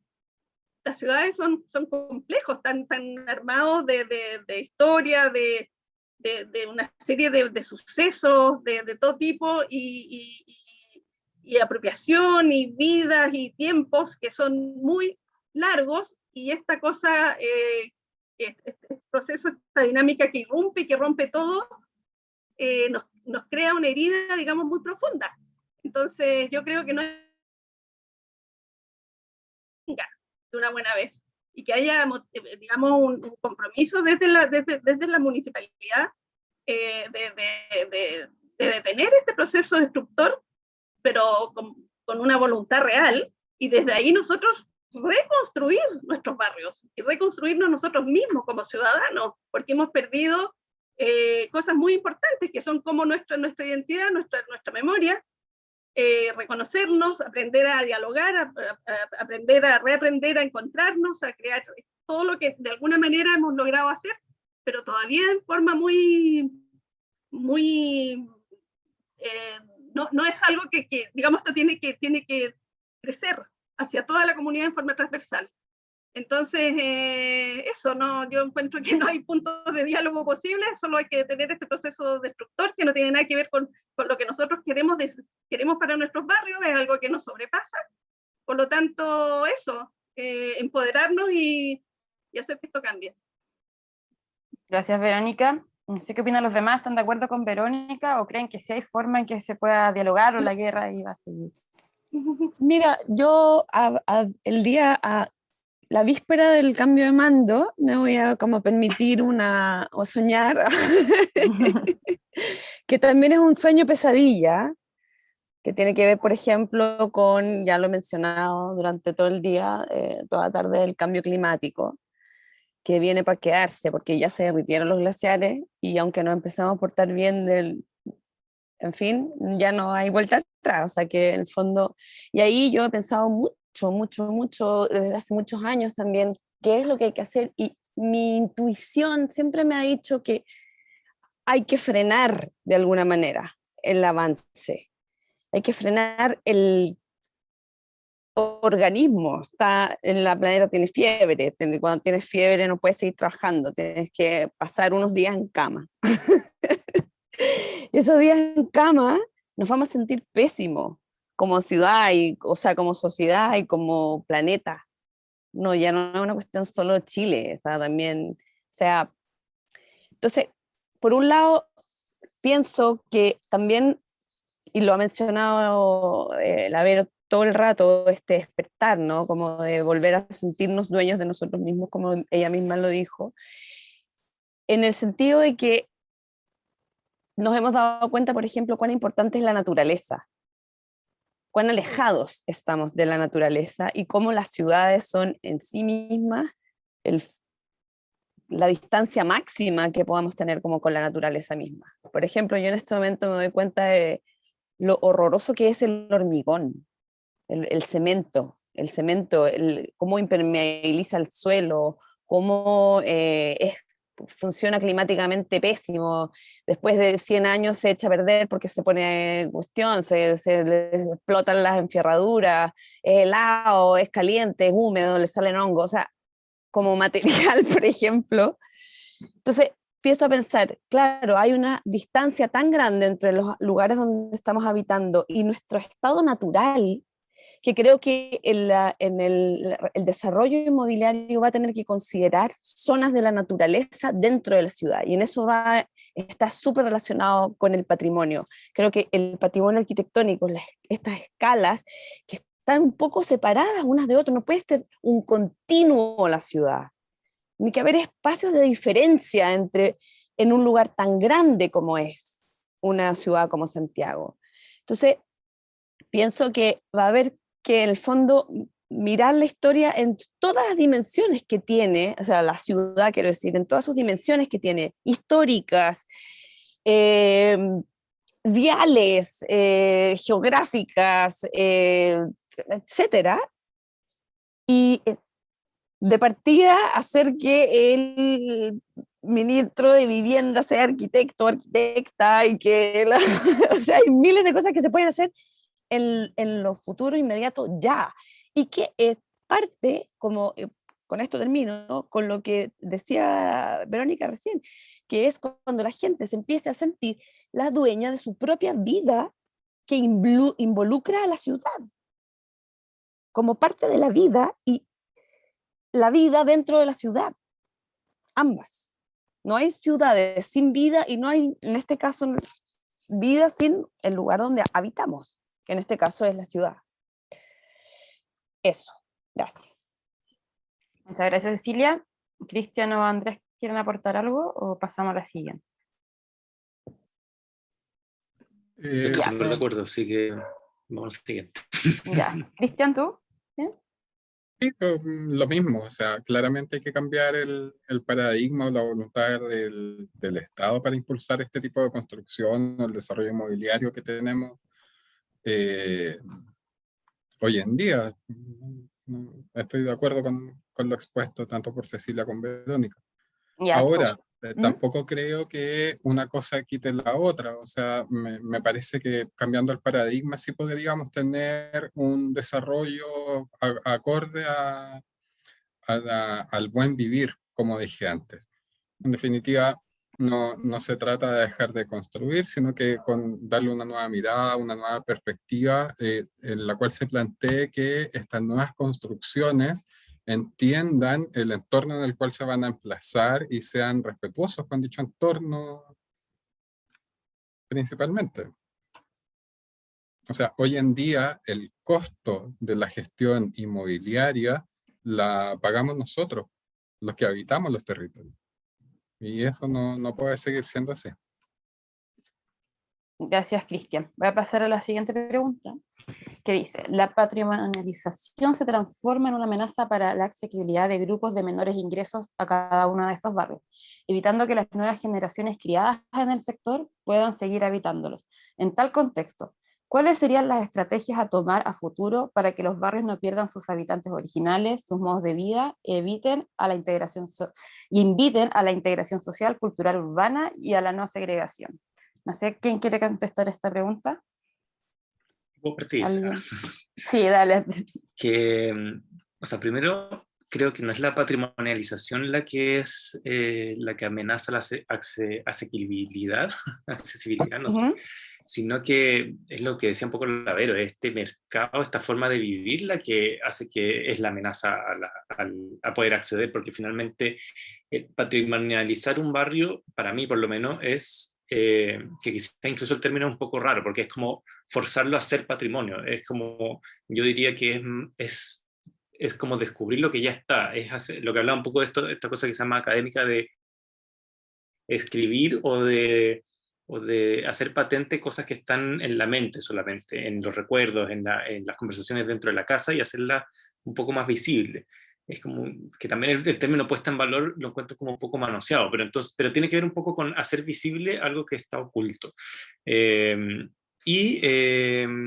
yo no creo que eso pueda ser una amenaza en términos como de accesibilidad o de capacidad de llegar a estos lugares, sino que es como una constatación de algo que ocurre en un lugar. Pero la imposibilidad de llegar viene cuando el mercado vuelve a hacerse cargo de este lugar cuando ya ha pasado por este proceso y dice como, ok, estas son las nuevas reglas entonces ya no puedo hacer un edificio, entonces vamos a hacer otra regla donde vamos a poner unos hoteles y unos cafés y una no sé qué, y vamos a sacarle lucas con turismo y no sé qué, bla, bla, bla. Entonces, obviamente suben los precios, empieza la gentrificación, empieza todo el proceso de degradación, como le pasó al barrio Italia, por ejemplo, y eso finalmente, eso es lo que echa a la gente. No es la patrimonialización ni la puesta en valor de su patrimonio, sino que es cómo el mercado opera con un barrio patrimonial. Entonces yo creo que, como decía Lavero también, y la Ceci, bueno, y todo, es que sacar esto de la lógica. O sea, hay que agarrar esto y tirarlo como al lado y decir como, chao, esta no puede ser la forma de vivir,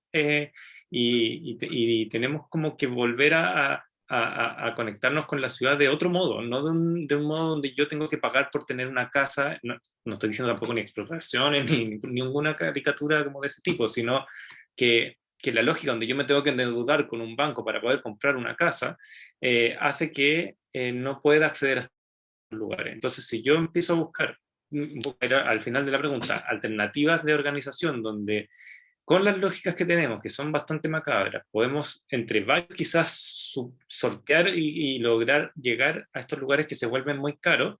Es una forma como de que no se vayan estas nuevas generaciones que no tienen el poder adquisitivo que quizás sí tenían sus padres o sus abuelos.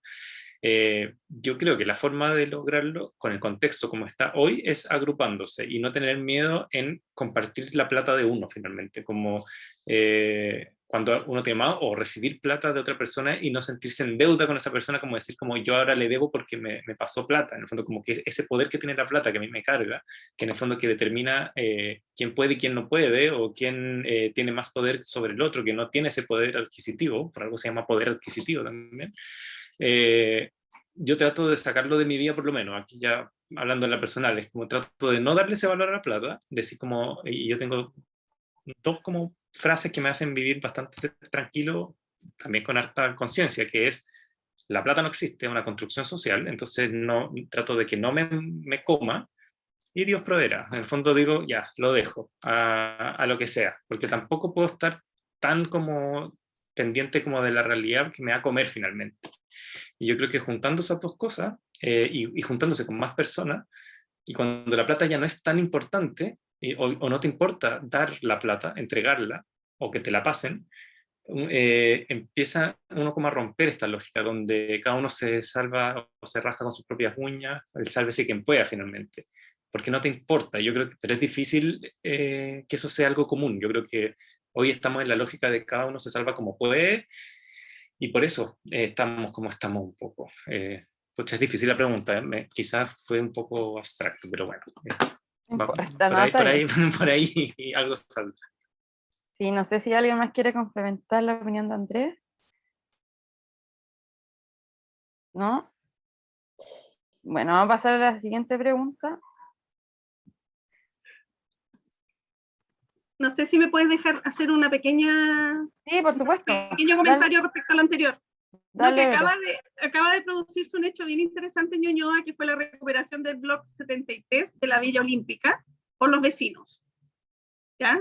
Y eso yo creo que, y ese blog fue, digamos, se dañó con el terremoto del 2010, y al cabo de unos cuantos años los vecinos formaron un comité de vivienda y decidieron tomar como reivindicación el querer mantenerse en su villa, porque era, digamos, una generación que se crió de niños en la Villa Olímpica, y en ese caso hay una recuperación de un patrimonio que fue concebido en la etapa anterior a la dictadura, en donde, digamos, que es propio del siglo XX, que tiene que ver, digamos, con un ideario social, en donde se pensó, digamos, la vida y la ciudad, digamos, de forma más democrática, más, digamos, más inserta en un asunto, digamos, de lo que evocaban antes ustedes, que hablaban de que hay una morfología del espacio que llama al encuentro. Bueno, eso es el producto de un ideario, de una conceptualización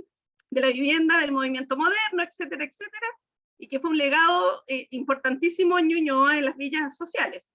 Entonces este grupo de vecinos logra, digamos, logra su cometido de ir, digamos, a reivindicar la posibilidad de mantenerse en la villa y de que la institucionalidad revierta todo tipo de dificultades para que terminara finalmente siendo la posibilidad de que se transformara en su hábitat, en sus viviendas. Y esto acaba de ocurrir. Entonces yo creo que es un súper buen ejemplo que tiene que ver con lo que decían antes, porque es una zona típica, la Villa Olímpica, que es también porque estaba haciendo, tiene que ver con el terremoto, pero también estaba bastante cercana, digamos, al tema de la voracidad inmobiliaria, y de una composición socioeconómica con mayores dificultades. Entonces ellos lo lograron, o sea, ellos lograron revertir dentro del marco que estamos todas esas lógicas y ganar esa pelea. Entonces yo creo que es bien interesante seguirle el hilo a ese caso. Eso era mi aporte.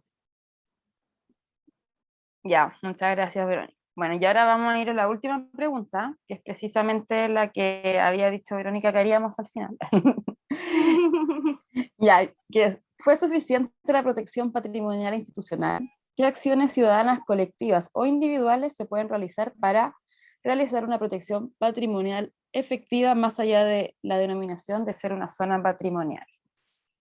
Cristian, ¿qué crees tú sobre esto?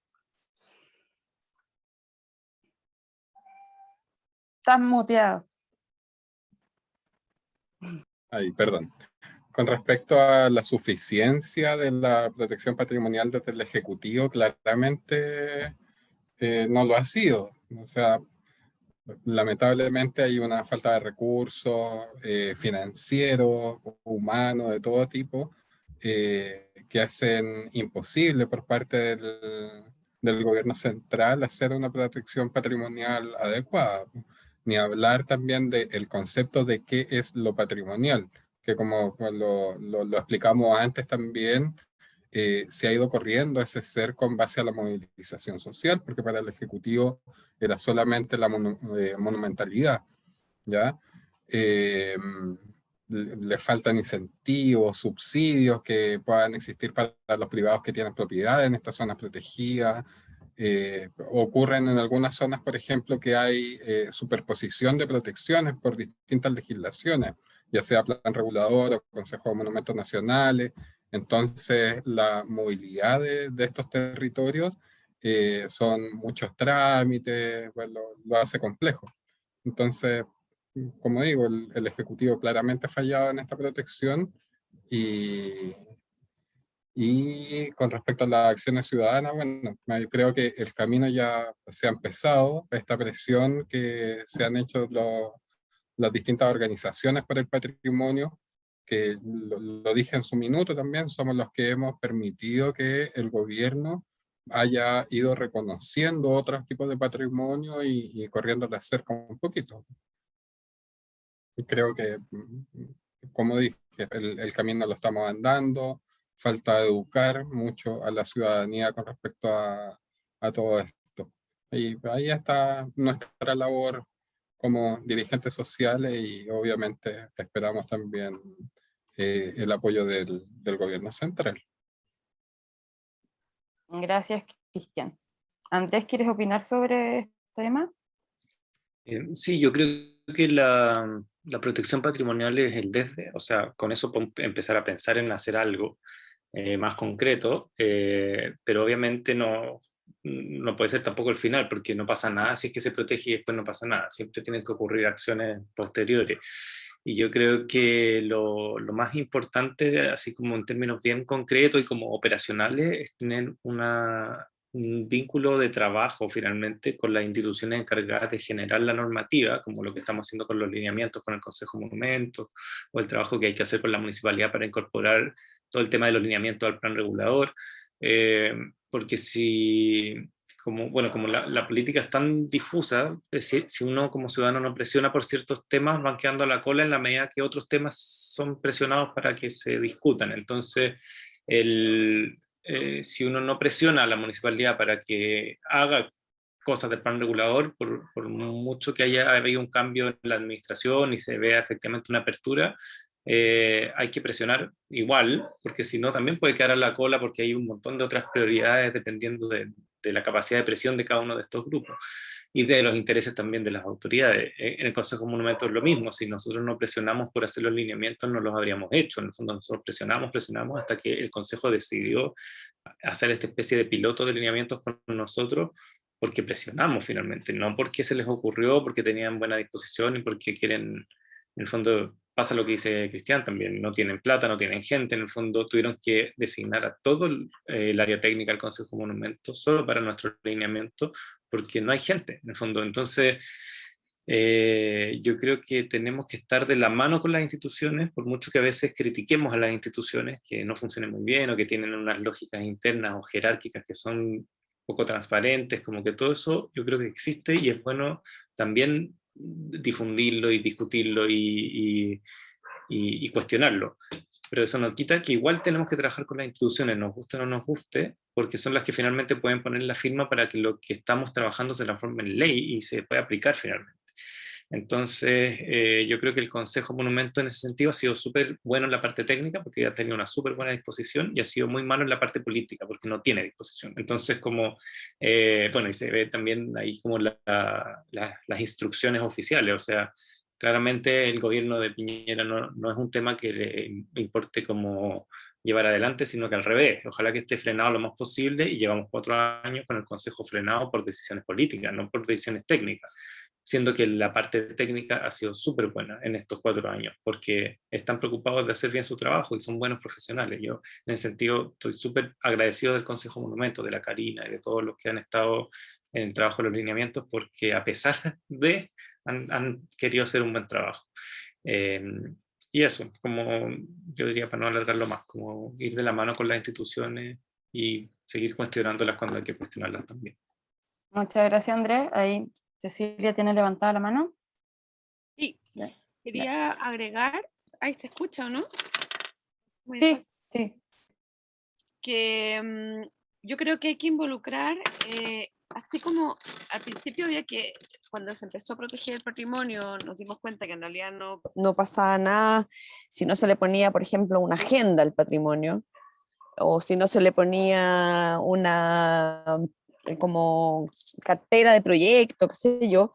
También creo, y esto es una cuestión súper práctica, yo me he dado cuenta que falta involucrar a la parte legal de patrimonio, porque pasa que en los barrios viejos, en las partes viejas de la ciudad, están en un porcentaje muy alto vacíos, porque hay trabas legales, porque hay una sucesión, porque no se puede vender el inmueble, y eso no pasa solo en Santiago, pasa en todas las ciudades del mundo. Mientras más antiguas son, sobre todo en Chile, que existe la tenencia de la propiedad, no son del Estado como en otros países, puede pasar mucho tiempo en que un edificio se está cayendo y no se puede hacer absolutamente nada porque no hay cómo entender el proceso legal que hay detrás de todo eso. Y eso como en lo práctico, pero en ese sentido me ha hecho también siempre pensar que el objeto de herencia también es una cuestión que tenemos que como aprender como a desprendernos o a tomarlo como una idiosincrasia chilena. Y en ese sentido es tan importante la dimensión legal, normativa, por una parte, como decía Andrés, hay que formar a los abogados en términos urbanos, no solo a los arquitectos en términos legales, sino que a los abogados y abogadas en términos legales, como también involucrar a, como por ejemplo Rodrigo Valdés, ¿no es cierto?, a cómo entender la legislación chilena desde el punto de vista del bienestar, por ejemplo.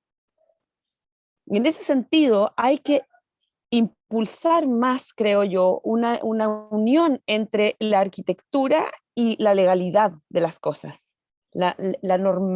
Cómo se norma, cómo se ejerce esa organización y esa traba en el fondo, que no tiene que ver ya ni con la arquitectura en sí, sino que como con el proceso. No sé si se entiende. Eso. También Muchas creo que gracias. es un aporte al tema del patrimonio. Muchas gracias, Cecilia. Y por último, Verónica, que nos queda en esta última pregunta su opinión. O sea, no, pues no es suficiente la protección patrimonial institucional, claramente. Yo creo que esto tiene que ir de la mano también con un cambio cultural y de mentalidad en que transitemos hacia entender que en realidad la ciudad es un hecho histórico y un hecho democrático, por lo cual tenemos que entender que tenemos que defenderlo y tenemos que también reivindicar que es un derecho a la ciudad. Entonces, y eso que permee, por favor, a la institucionalidad local y, como decía la Cecilia, y Andrés también, todo lo que tiene que ver con la planificación, con las normativas y qué sé yo, se pongan, digamos, en favor de esos derechos de la comunidad. Entonces, realmente queremos que la voluntad política del municipio actual entienda eso y que se haga parte de esta necesidad, porque acá se está poniendo en juego un valor invaluable, social y urbano, que no se puede desperdiciar. O sea, esto hay que frenarlo, hay que decidir en conjunto, tenemos que hacerlo en forma democrática, desde lo más pequeño a lo más grande, pero con una mirada integradora y en términos sociales, en términos de la calidad urbana, arquitectónica y cultural de la comuna. Entonces, eso es mi gran llamado. O sea, acá hay que tomárselo en serio, esto es muy importante. Eso es lo que yo quería terminar diciendo. Muchas gracias. Gracias a ti. Bueno, aquí ya terminamos con el set de preguntas que teníamos preparados para conversar. Está bastante interesante la conversación, y en verdad estaba muy entretenido. No sé si Victoria, que estaba ahí, si ella quiere hacer algún comentario. Bueno, continuar agradeciéndoles por todo, por su participación, por su buena disposición y realmente para mí fue súper interesante y agradable poder haber conversado con cada uno de ustedes, como que siento que me abrió muchísimo la mente, me hizo como entender y cuestionarme cosas que no había pensado, y nada, pues siento que son un súper buen aporte en sus barrios y también en general para comenzar a pensar una ciudad distinta, que esté a escala humana, que esté en concordancia con la calidad de vida de las personas, que esté, como decía Cecilia, conectada con la naturaleza, comenzar a pensar en estos espacios, en el fondo en esta urbe, pero que al mismo tiempo sea orgánica en lo natural y orgánica también en función de las necesidades de las personas. Y Y nada, también súper interesante lo que comentaban en relación a las características del barrio que pudo ser, o sea, que en el fondo generó las condiciones para que fuera patrimonializable y que hubiera una movilización social que tiene que ver tanto con las características constructivas de los mismos espacios, de los mismos hogares, de los mismos edificios que generan áreas privadas, o más bien son áreas privadas, pero que invitan a la misma comunidad a reunirse, como en espacios comunes dentro de los mismos departamentos, pero al mismo tiempo están estos espacios públicos que son las plazas, y al mismo tiempo está el capital cultural y económico pero sobre todo cultural, que también permitió también generar las condiciones para que se diera la movilización. Entonces, claro, son una serie de condiciones. Y también el mismo valor patrimonial de los edificios y que las personas residieran hace tiempo ahí. Todos los análisis siento que han hecho son súper interesantes. Y bueno, eso me extendería mucho si rescato cada una de las cosas que se pueden valorar de esta conversación. Pero eso, pues me alegro mucho que se haya generado esta reunión, y eso. Gracias, Vicky. Bueno, antes de terminar, les quiero decir que el 22 de abril vamos a hacer el lanzamiento, bueno, en verdad es el pre-lanzamiento del libro, que habíamos hablado con Cristian hacerlo en la biblioteca Queluhue.